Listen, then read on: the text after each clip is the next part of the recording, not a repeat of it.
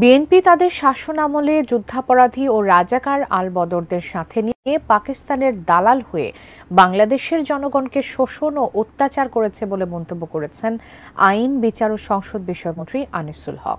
দুপুরে ব্রাহ্মণবাড়িয়ার আখাউড়া উপজেলায় বনগজ কৃষ্ণনগর সড়কে তিতাস নদীর উপর নির্মাণাধীন সেতুর পরিদর্শন শেষে সাংবাদিকদের একথা বলেন তিনি। মন্ত্রী বলেন, জনগণের উন্নয়ন মির্জা ফখরুল সহ বিএনপি নেতাদের সহ্য হচ্ছে না। তিনি বলেন, বিএনপির সময় ঋণ খেলাপি ছিল সবচেয়ে বেশি। এ সময় মন্ত্রীর সাথে আখাউড়া পৌরসভার মেয়র তাকজিল খলিফা কাজল, সাবেক উপজেলা চেয়ারম্যান শেখ বুরহান উদ্দিন, উপজেলা আওয়ামী লীগ যুগ্ম সাধারণ সম্পাদক গোলাম সামদানি ফেরদৌস সহ দলীয় নেতাকর্মীরা উপস্থিত ছিলেন। বাংলাদেশের জনগণের উন্নয়ন হচ্ছে, এই জিনিসটা মির্জা ফখরুল আলমগীর সহ এই জিনিসটা বিএনপির সহ্য হয় না।